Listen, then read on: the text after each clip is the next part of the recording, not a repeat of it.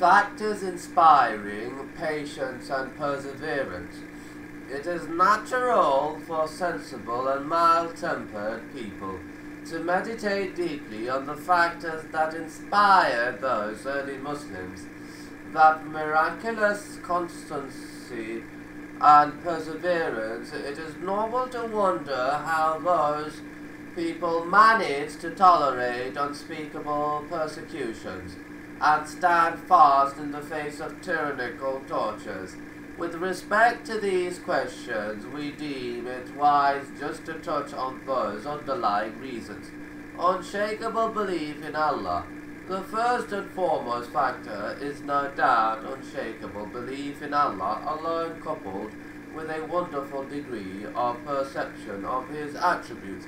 A man with this belief deeply averred in his heart will look at those foreseen difficulties as triflings, and can under no circumstance compare with the sweetness of belief.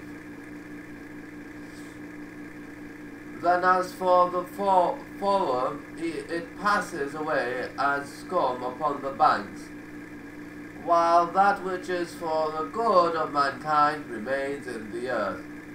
Other sub-factors that branch out from the belief and assist in strengthening it and promoting long amity are wholeheartedly loved leadership. Muhammad, the great leader of the Muslim community and mankind at large, was an exemplary man in his perfect manners and noble attributes. No one could measure up to his endowments of nobility, honesty, trustworthiness, and abstinence. Unanimously and uncontestedly acknowledged even by his enemies. Abu Jahl himself, the great enemy of Islam, used repeatedly to say, "O Muhammad, we are in no position to belie you. We rather disbelieve what you have brought us, Islam." It is narrated that 3 people of Quraysh, each separately and secretly, listened to some verses of the noble Quran. Later, this secret was uncovered, and one of them asked Abu Jahl, one of the 3, what he thought of what he heard from Muhammad. He answered, "We contested the honor of leadership and generosity with Banu Abd Munaf, and shared equal privileges competitively."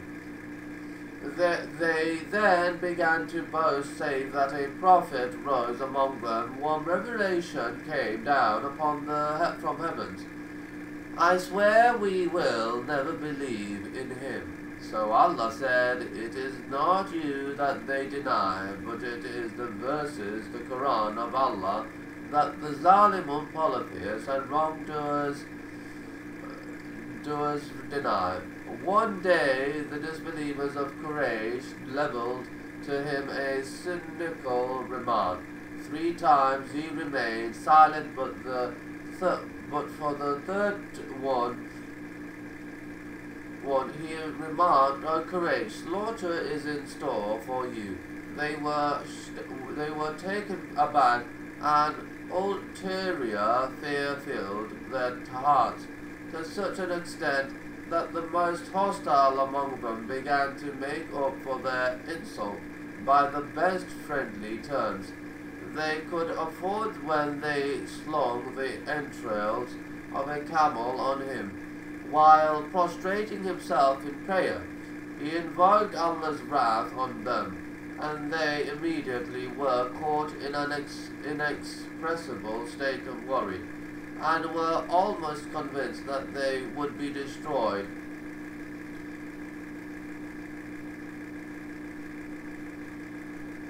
Used always to threaten he would kill Muhammad. One day the Prophet retorted that he would kill him by Allah's will. When Ubay received a scratch in his neck on the day of Uhud, he, under the sense of horror, remembered the Prophet's words and remarked, "I am convinced he would be able to kill me even if he spat on me." Sa'd bin Mu'adh said to Umayyah bin Khalaf in Mecca, I heard the Messenger of Allah one day say that the Muslims would surely kill you. Umayyah was extremely panicked and swore he would never step out of Mecca, even when Abu Jahl obliged him to march with them to fight. The Prophet on the day of Badr, he bought the best and swift camels in Mecca in order that they hasten his escape. Even his wife warned him against going out, reminding him of Sa'd's words. His reply was, By Allah, I have no intention of going out with Quraysh. I will disengage from them after a short distance.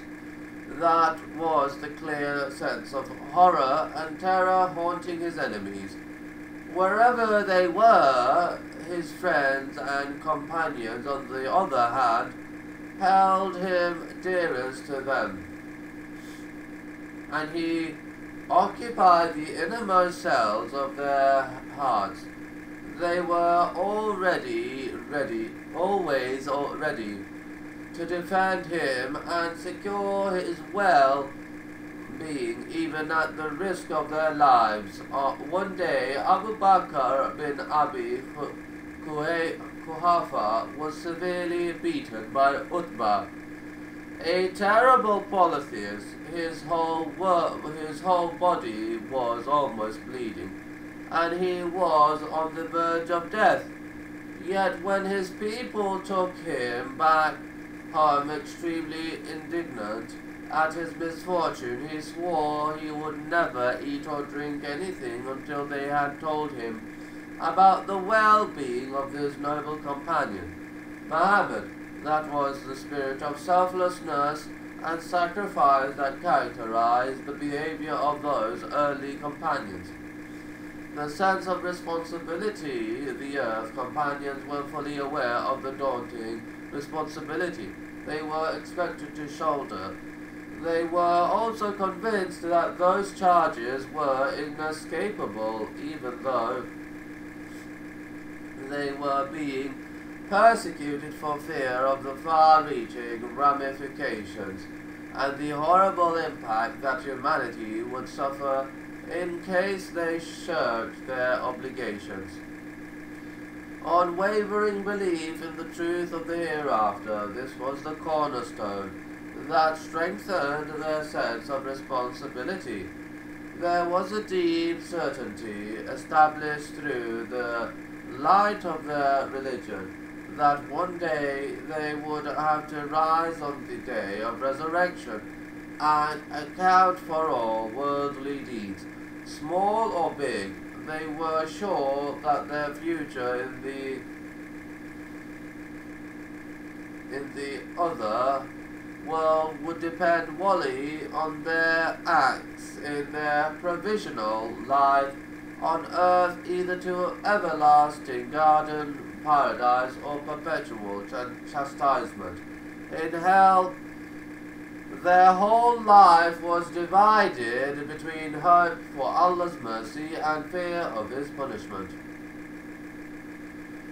Who give that their charity which they give, and also do other good deeds, with their heart full of fear, whether their alms and charities have been accepted or not, because they are sure to return to their Lord. They had already known that life with all its amenities and pains was worthless when compared with the hereafter. Such deep convictions brought about in them a sense of indifference to all troubles and hardships that attended their life. The Quran, the verses and chapters of the noble Quran were attractively, forcefully, and successively revealed at that gloomy and critical stage, supporting and advancing arguments on the truth and soundness of the principles of Islam, round whose axis the whole call of Muhammad was revolving.